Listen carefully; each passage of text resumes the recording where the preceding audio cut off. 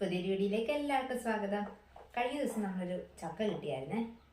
ചക്ക നമ്മൾ വേവിച്ച് നമുക്ക് ഈ ചക്കക്കുരു ചെമ്മീനും ഇട്ട് ഉണക്ക ചെമ്മീനും ഇട്ട് കറി വെക്കാം. ഇവിടെ എല്ലാവർക്കും ഇഷ്ടമുള്ളൊരു കറിയാണ് ചക്കക്കുരു ഉണക്ക ചെമ്മീനും ഇട്ട് കറി വെക്കുന്നത്. ചക്കക്കുരു നമുക്ക് നല്ല വില തന്നെ വൃത്തിയാക്കാവേ. ചക്കക്കുരു തൊലിയൊക്കെ കളഞ്ഞ് നല്ലപോലെ കഴുകി വൃത്തിയാക്കിയിട്ടുണ്ട്. നമുക്കിനി ഇത് അടുപ്പിൽ വെക്കാം.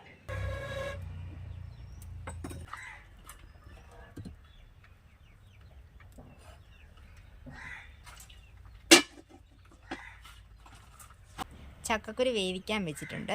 ചക്കക്കുരു വേകുന്ന സമയത്ത് നമുക്ക് അതിനോട് ഉണ്ടാക്കാം. തേങ്ങ, ഉള്ളി, പച്ചമുളക്, ആവശ്യത്തിന് മുളക് പൊടി, മഞ്ഞൾപ്പൊടി, ഉപ്പ്.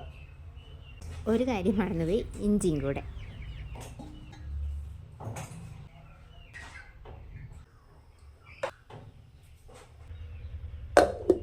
നല്ല പേസ്റ്റ് പരുവത്തിൽ അരച്ചെടുത്തിട്ടുണ്ട്. ഇനി നമുക്ക് വെന്ത് വെച്ചിരിക്കുന്ന ചക്കക്കുരുലോട്ട് ഇടാവേ.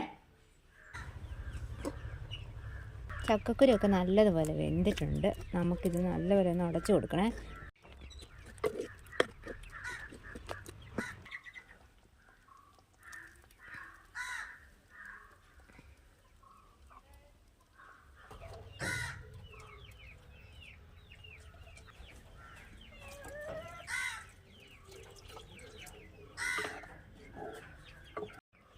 ഇനി കൊടമ്പുളി ഇടാം.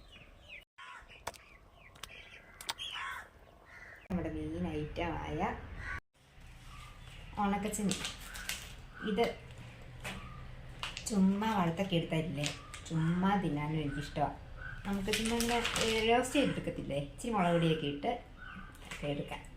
നമുക്കിത് നല്ലപോലെ ഒന്ന് കഴുകി വൃത്തിയാക്കിയിട്ട് ചൂടാക്കിയെടുക്കാം.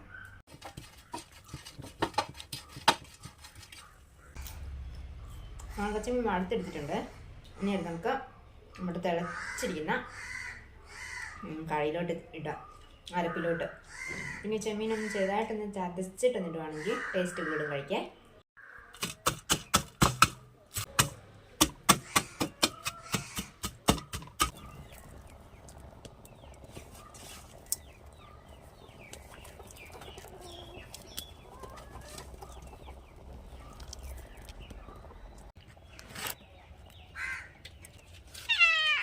ഉണക്കച്ചെമ്മീൻ ഇട്ടതിന് ശേഷം കറി തിളപ്പിക്കേണ്ട കാര്യമില്ല. നമുക്ക് കറി എടുക്കാം. അതിനുശേഷം ചൂടോടുകൂടി തന്നെ കടുകും കൂടെ വഴുത്തൊഴിച്ചാൽ നമ്മുടെ ഉണക്കച്ചെമ്മീൻ ചക്കക്കുരു കറി റെഡി.